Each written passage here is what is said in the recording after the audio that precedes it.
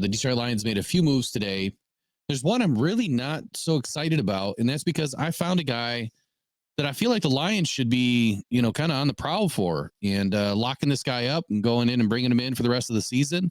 Someone's going to give our offensive line, some added depth with experience, and it's not that expensive. And I feel like he's a much, much, much better player than what we have behind our main starters right now, anyway. And his name is Gabe Jackson, offensive guard, just recently signed with the Carolina Panthers last week, Wednesday, per Adam Schefter. And according to the Panthers website, he's still on the practice squad. Gabe has great length, great size, 6'3", 336, 33 and 3/4 inch arms and 10-inch hands. Look, this guy he's only 32 years old, right? But he's a former third-round pick, played 7 seasons with the Raiders, 2 seasons with Seattle, hasn't played at all this season.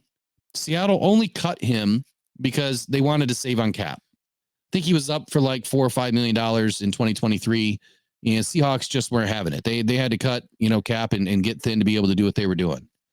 But he has bona fide starter ability. I mean, this guy has been not only serviceable, but he's been there. I mean, every game he shows up, and you want to talk about quality options, behind Glasgow or lateral to Glasgow, because now Glasgow's got to step in at center. I believe that Jackson is a big upgrade over a Kobe Sorsdahl or this new guy that we just added to the practice squad, Matt Faniak. And I'm gonna show you some slides right now. First, I'm gonna start with Matt Faniak. So when we talk about this offensive line, look, we've had a lot of trouble this season. Constantly, moving players around, new line configurations almost every single week. And that's been a problem. Big credit to Hank Fraley for what he's been able to do and allow this offensive line to be somewhat productive in games we're missing, a couple of guys, but highly productive the majority of the season. Everybody knows that without an offensive line, Jared Goff's going to struggle. And if Jared Goff's going to struggle, everything's going to struggle. Without an offensive line, our running game doesn't work. If our running game doesn't work, play action doesn't work. If play action doesn't work, you can forget about it. Game's over. So the Lions need to, in my opinion, really strengthen a weakness on one side of the line. There's not much available on the defensive side of the ball right now this late into the season. So focus on the offense, because it appears that we're going to be heading for what appears to be, anyway, some shootouts the rest of the way out. Our defense isn't going to be able to stop anybody. Ali McNeil is now on injured reserve. So it's time to just make sure that the offense can do their thing and rest our hat on the offense for, winning the rest of the way out. So let me talk about Matt Farniok. I'm not even sure how many seasons he's played, but this season he has 191 snaps and 1 penalty. He's let up 0 sacks, but let's look at his grade. This guy is, PFF has him as a 39.1 overall. When you add guys to your team, I get it. You're looking for young players you want to develop on the practice squad. But right now, we need guys that can come in and play, not develop. There's, Awol Sika, not the answer. Kobe Sorsdahl, not the answer. They've proven it this season that they're not the answer. Farniak can't pass block, can't run block. He's allowed 13 pressures and 6 hits on the season so far with only 1 penalty, but only 191 snaps. That's the equivalent of, 3 1/4 games if you were to be a full-time starter. So this is not the kind of guy that I would, expect the Lions to bring in. And it's clear that Kobe Sorsdahl is not the answer either. So Kobe's played 253 snaps, young rookie, 5th-round talent rookie, needs some time to develop. He was a tackle in college, and now he's playing guard. That's hard enough to do. But he's let up 2 penalties, 1 sack. And his grade is only a 41.8. Terrible in pass blocking, 35.1. A little better in run blocking at 46.9. But we're talking about grades that are 30 points off from being what I consider to be a bona fide starter in this league. Anything above 70 is pretty good. But when you start getting into the 80s, that's when you have something great. Total pressures allowed, 14, hits 4, sacks 1, penalties 2, 253 snaps.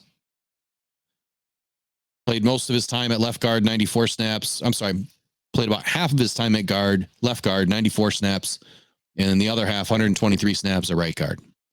Now, the guy that I'm going to talk about next is the guy that I would have expected that the Lions would have went out and found and addressed this position. Gabe Jackson. Now, again, his stats are not going to jump out at you right now. Excuse me there. I've been talking a long day, so my throat's about had it. He's got 667 snaps in 2022. Only allowed 2 sacks. That is a pretty solid season. 2 sacks. Now imagine somebody with that kind of production stepping between Graham Glasgow and Penei Sewell.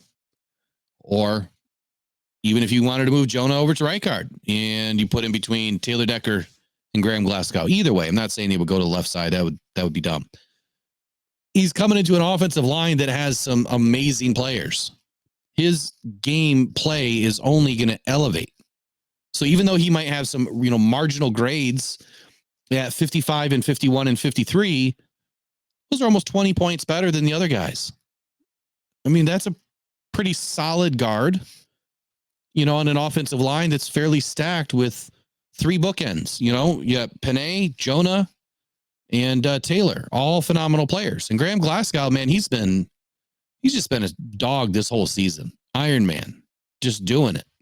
Whatever's asked of him, he just steps in and does it. So offensive snap wise, he let up 31 pressures, over 667 snaps. Only 7 QB hits allowed and 2 sacks.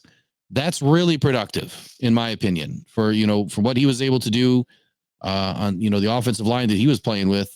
Seattle, they've never had the best offensive line, but I'd love to see him added to the Detroit Lions. I think that he's a much better upgrade over what we have on this team right now, and it's clearly something that the Lions need.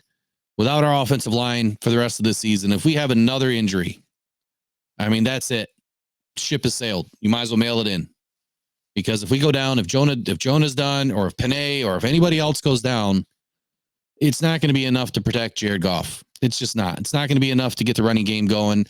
And we won't be able to be pass, heavy at all either, because he's going to be under too much pressure. So I would much rather see the Lions solidify this offensive line, go out and get Gabe Jackson. Contracts under $300K for the whole season. I mean, what did we just pay Farniok? Probably pretty close to the same, veteran minimum.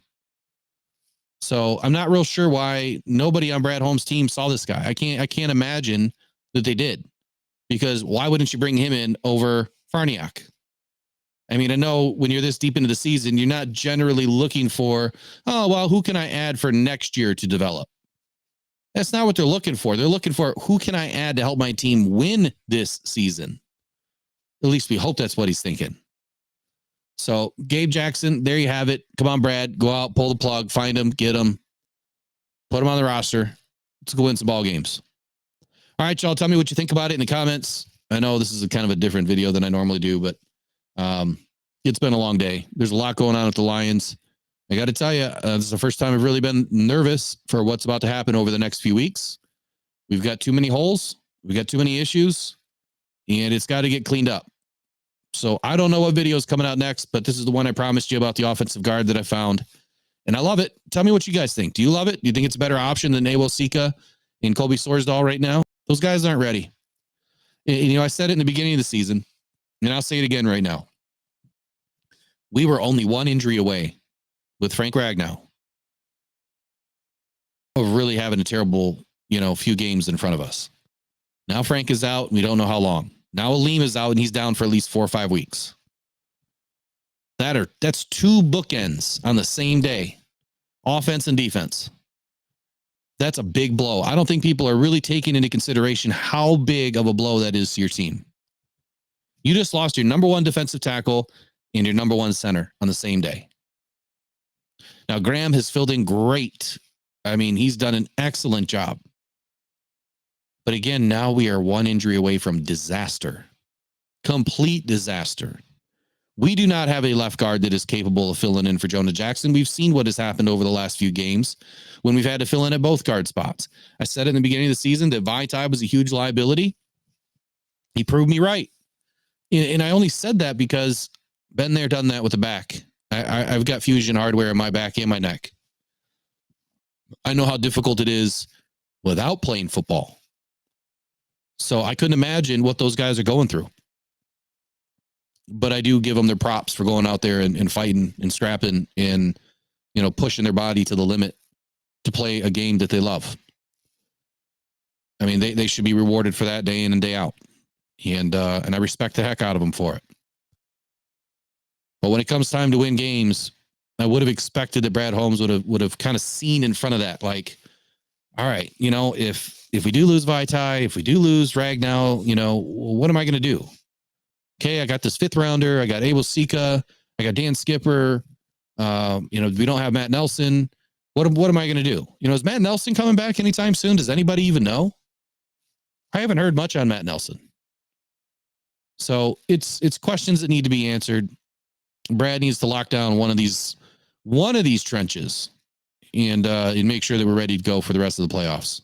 All right, let me know in the comments what you think about this video. And if this is your first time watching, I would appreciate it and encourage you to join Rockdown Detroit Lions just simply by subscribing and become the next amazing sponsor and supporter of this channel. Again, just by simply watching. That's all we ask you here. We love it. We love doing this. We love having you guys to talk to each and every day and engaging in the comments. It's a blast. We couldn't have asked for a better group of subscribers to follow this channel. And we'd love for you to be the next one. So that's all for us. Rockdown Detroit Lions. Go One Pride. Go Detroit Lions. And we'll see you on the next one. Take care. Bye-bye.